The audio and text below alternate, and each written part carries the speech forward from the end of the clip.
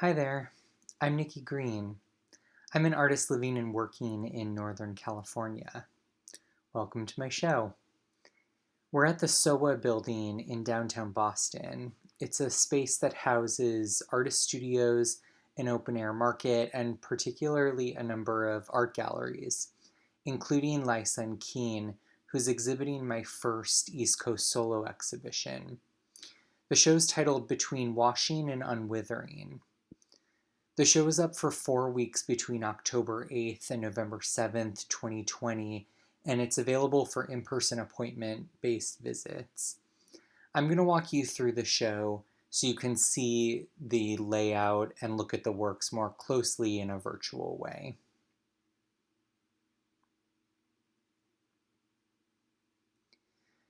This show is a combination of older works brought to the East Coast for the first time, as well as a body of new works that are made specifically for this show. All of the work was done back in the Bay Area where I live and work. The work plays a lot with the idea of functionality. You'll see sculptures that read as functional, like bricks and vessels, and also platforms, these stands with 5-gallon buckets and bungee cords and plumbing materials, but also these more representational forms, particularly sculptures and textures that reference mushrooms.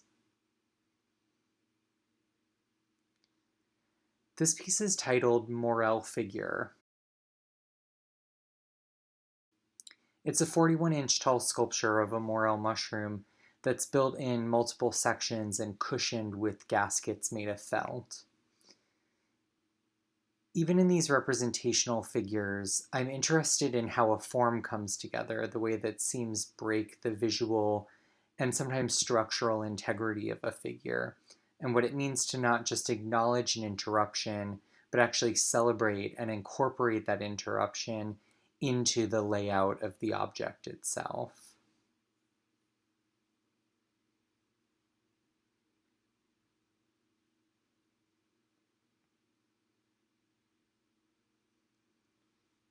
The center of the show is a new body of work from 2020 titled Pillar of Earth.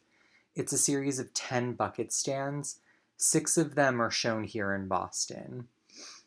They're installed with these drip mechanisms, which are made from copper plumbing materials that have been sort of reassembled, kind of Frankenstein together to create these somewhat discrete objects that facilitate the audio and visual component of slowly dripping water into the buckets.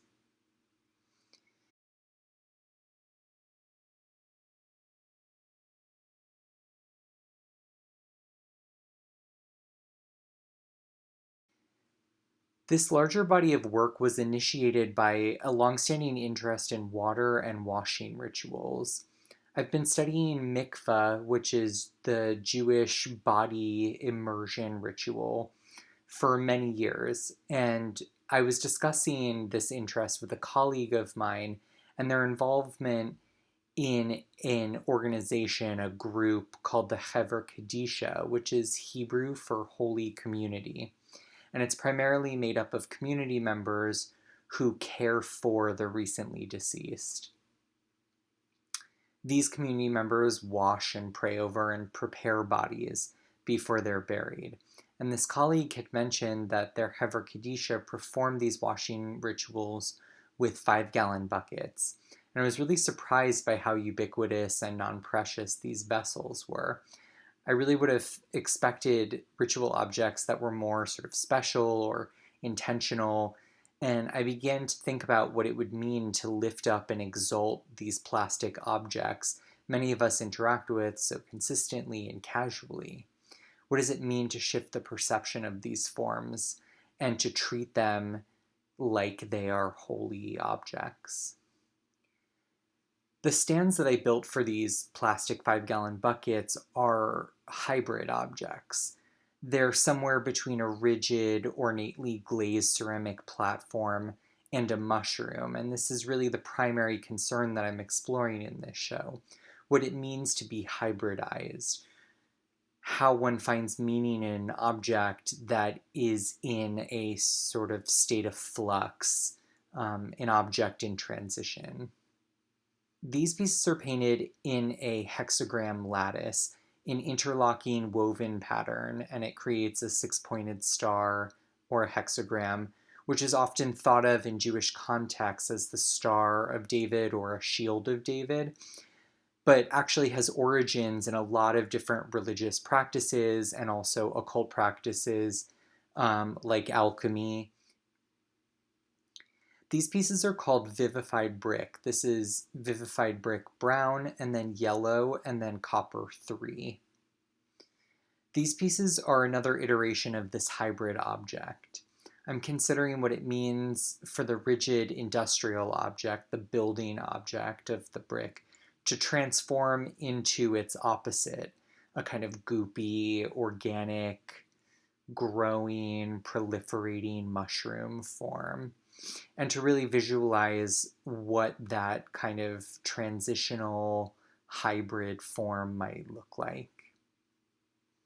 This body of work is really asking questions about what it means to be abject, how one could find inspiration, liberation, a means of moving forward through the experience of that abjection, that sense of marginalization.